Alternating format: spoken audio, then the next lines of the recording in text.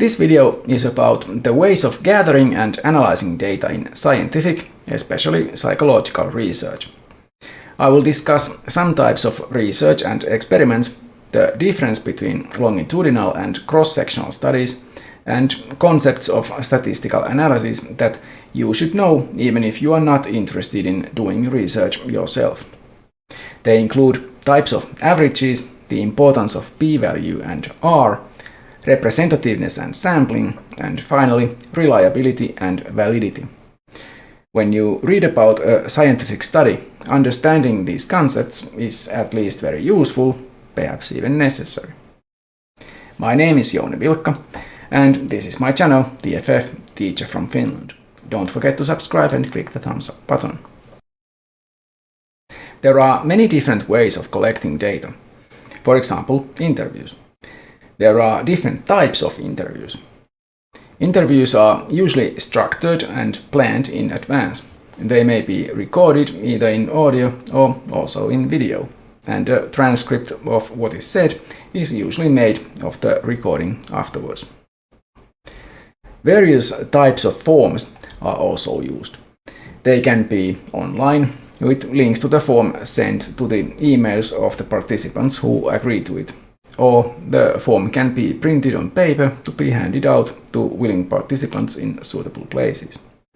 The easiest, cheapest and laziest way to collect data using forms is to hand them out in a fairly crowded place, such as a mall or a campus, to people who agree to take a few minutes to fill the form and maybe get some chocolate as a bribe in return. That is not likely to get a good representative sample of a larger population, but it is an easy way to get some kind of data. It is possible to get participants to write a journal of a specific kind, such as just a list of their emotions throughout the day, and submit that for research at a specific time. This method requires something to entice people to participate and take the time to actually do what is asked of them, which may be quite a commitment. Researchers often use archival records of various kinds, like school or health records. Such data has to be anonymized, as in fact all data used in research that might otherwise end up harming the participants. Organizations who collect and store such data usually do the anonymizing before handing out the data for research. Various types of written records can be used, such as letters, personal diaries, memoirs, even essays. Such sources can be found in various places like museums, archives of different kinds, personal collections, bookstores or second-hand bookstores, or libraries. The researcher may wish to observe the subjects in some way, usually recording them somehow. Filming people, even in public places, is usually frowned upon, unless done for some obviously acceptable reason. If a researcher wants to observe how people behave in a bar, they will probably prefer to just write down notes instead of actually recording video or even audio.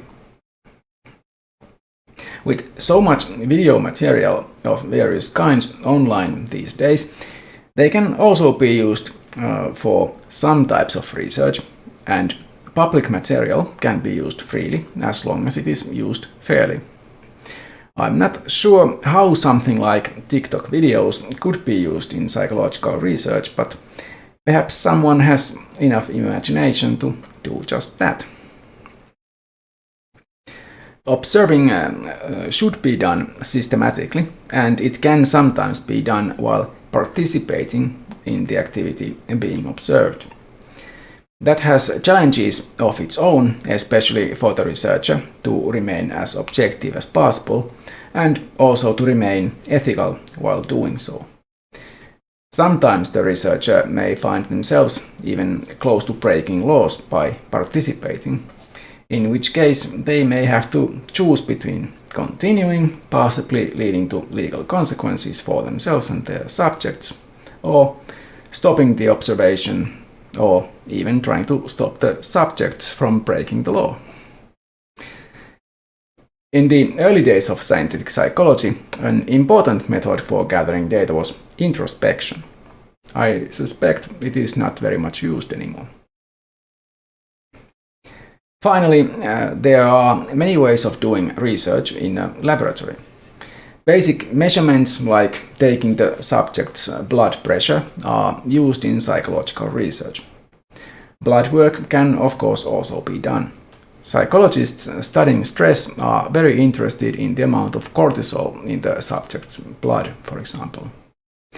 Other physiological tests can be used to measure reflexes or the time it takes for the subject to complete a task. Other animals are also often used in psychological labs, many of them quite unethically, I would say. See my video on animal ethics for more on that topic. Less problematic tests can involve animals being rewarded with treats as they complete tasks, for example. Specifically, psychological tests like IQ tests, personality tests, applicability tests, and projective tests are only used on humans, of course. In some ways, the best studies in psychology are longitudinal, meaning that the same test subjects are followed for a long time, even their whole lives.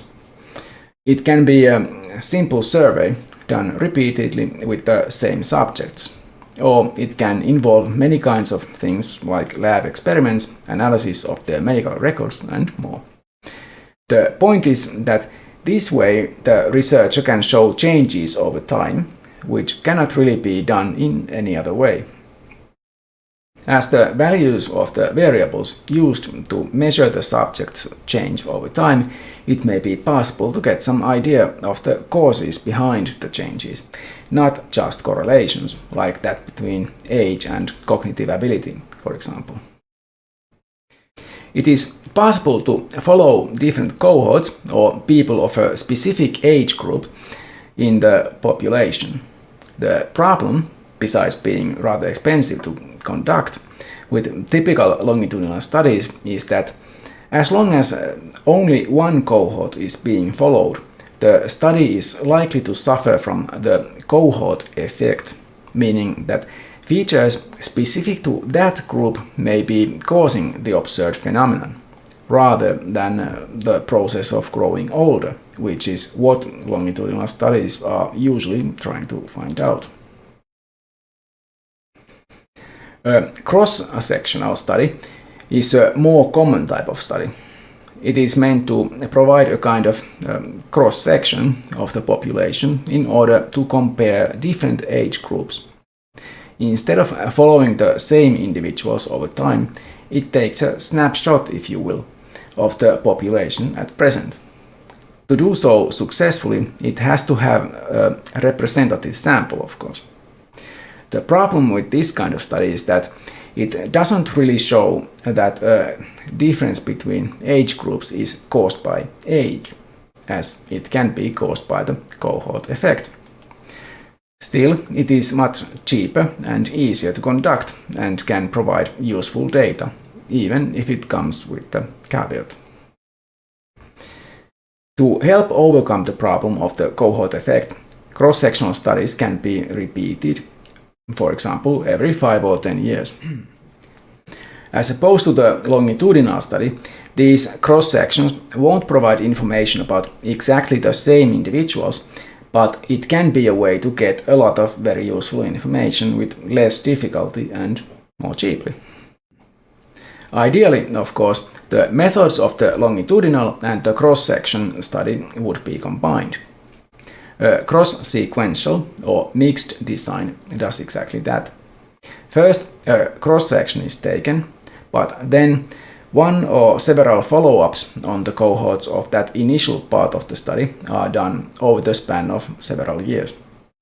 This way, over something like 20 years, Changes over time for different cohorts can be assessed, helping overcome the cohort effect, but without having to spend at least a lifetime on this one study, as would be necessary to achieve the same with a basic longitudinal study. Especially if you are doing your own research, but even if you only want to read what others have researched, you have to understand some concepts of statistics. You don't have to be a mathematician for that. The programs you'll use for statistical analysis are easy to use and they can do the necessary math for you. You just need to know what you want them to do for you. To start with, averages are usually important in descriptive statistics to give an idea of what the studied population is roughly like. You can probably calculate your own grade point average, which is an arithmetic mean. Or you can calculate how much money you made per month last year on average by adding together all the income for that year and dividing the result by the number of months, 12. This may be useful, but it doesn't really tell you how much money you made in a month, usually. For that, you need a different average, called mode. This is the value that repeats most often in the set being analyzed. But it could be misleading alone. Perhaps you made only 500 euros per month for 8 months, and so the mode for that year will be 500 euros per month. But perhaps your efforts finally started paying off and you made significantly more, say 3,000 euros per month for the rest of the year. The mode alone in no way shows this. The median tells you what the middle value in the set is after the values are ordered.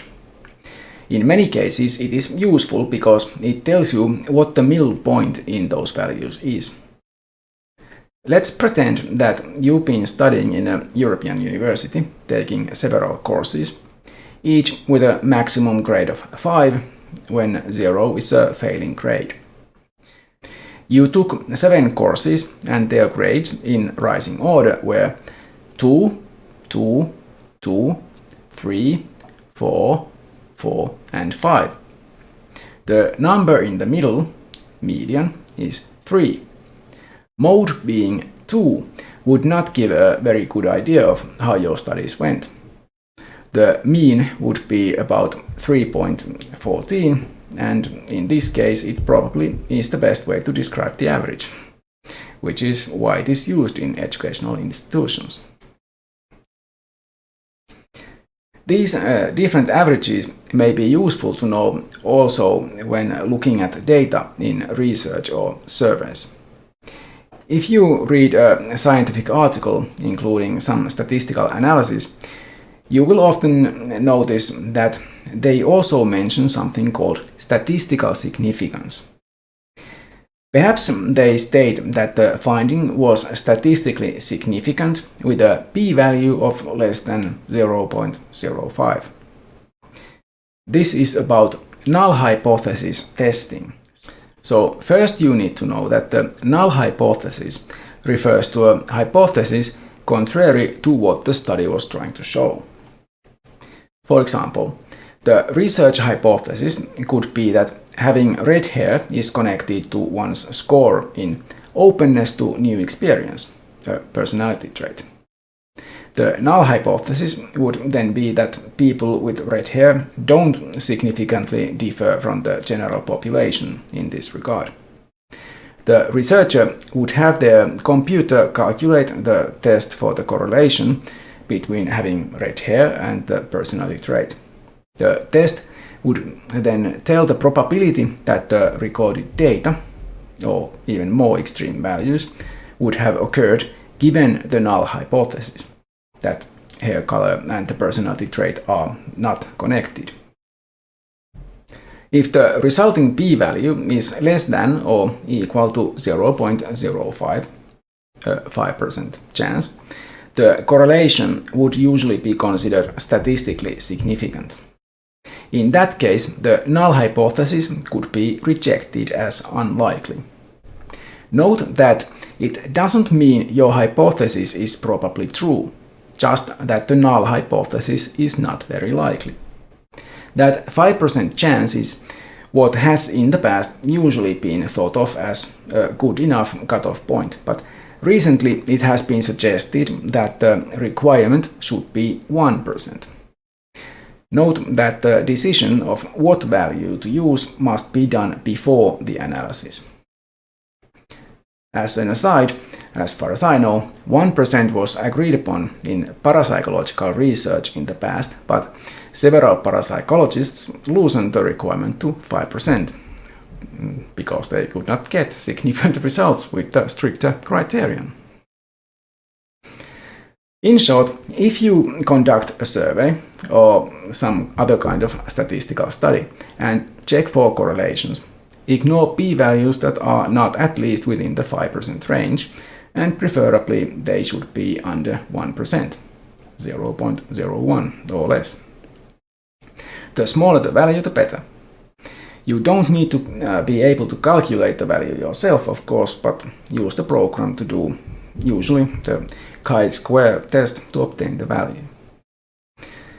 The correlation coefficient, R, is another pretty important number that you should expect to see in an article reporting a correlation between certain variables, alongside the p-value. The correlation coefficient tells you how strong the correlation is, how much the value of one variable depends on that of the other. It has a value between -1 and 1. If the number is negative, the correlation is negative, and if it is positive, the correlation is positive. If it is 0, there is no correlation. If the absolute value of the correlation coefficient is exactly 1, the correlation is completely linear, meaning that the values of the variables are directly related to each other. The reported correlations are practically never that strong, but if they are very close to 0, that is also important. In that case, even if the correlation is statistically significant, the effect is so tiny that it doesn't really matter. If the absolute value of R is less than 0.3, it is considered weak, and if it is more than 0.5, it is considered strong. If it is even higher than 0.7, it is considered very strong. It is possible to study just one individual for research purposes. For example, someone with brain damage can be studied to learn how the damage affects the functioning of that individual. That information can be used to infer what functions those damaged parts of the brain would have had in a healthy individual. But when such research is based on a very small sample size, like even just one subject, that is a problem for the generalizability of the research.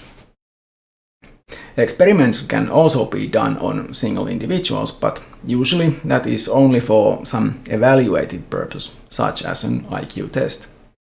This way, something interesting can be discovered about the individual being tested. For such a test to be of any use, though, there has to be data from a large group of test subjects to be used for comparison. Large samples of test subjects are needed to gather information about any population.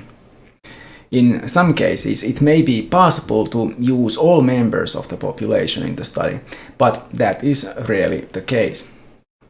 Usually, researchers have to be satisfied with a sample that is representative of the population being studied. Being statistically representative means being comparatively very similar to the large population in every significant way, except the size. The population being represented might be the whole population of a country, a city, or just the students of a single school. If your sample is only comprised of students at a given school, The population being represented is not likely to be anything beyond the rest of the students of that school, and certainly not something like the population of the country. If you want your sample to represent a large or larger population, you have to use a proper sampling method to select your sample. In fact, a serious problem for psychological research, and much other research as well, has been a so-called weird phenomenon. This weird is an acronym for Western, educated, industrialized, rich and democratic, because the research subjects have, for the most part, been from rich Western countries.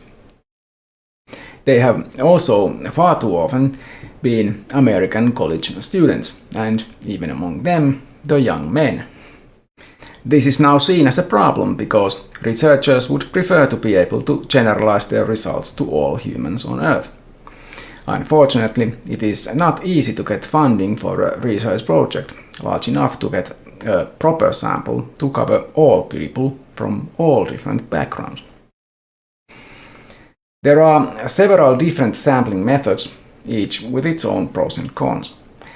The easiest way to get people to take a survey is probably using convenience sampling, where you just go out to a convenient place, like a mall, to ask people to fill a form.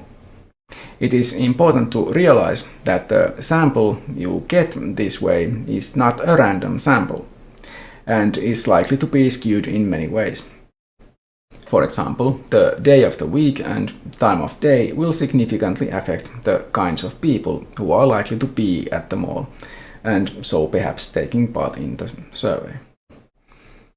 There are other problems with this method as well, but the good thing about it is that it is a cheap and easy way to get data. It is not used to collect data for any official or important purpose, but companies often use it for market research, for example. Because it is often not known what actually are the significant ways in which the sample should be similar to the population, a purely random sample from the population can be used. As long as all members of the population have an equal probability of being selected, the sample should usually be representative. The problem with randomness is that the result might actually still not be representative of the population, just because the sample may just happen to be skewed by chance. For example, it could be that although there is a large minority within the population, very few or none of the members of that minority end up being selected. That is why the sample has to be checked to see that it matches the population. For example, gender variation among the sample should be roughly the same as within the population. If not, the data will be biased.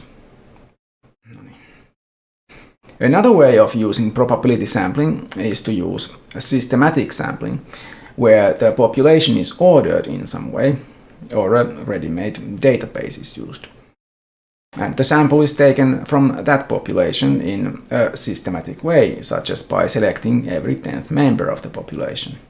Only the first has to be randomized, making the randomizing part much easier than in the previous method. This way the whole population is likely to be covered. Sometimes it is already known that there are certain strata within the population. For example, the size of different age groups or ethnic groups within the population might be known.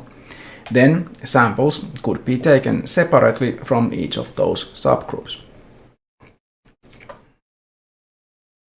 Reliability and validity are two important concepts related to how trustworthy the acquired data is. Reliability is about the results of the study.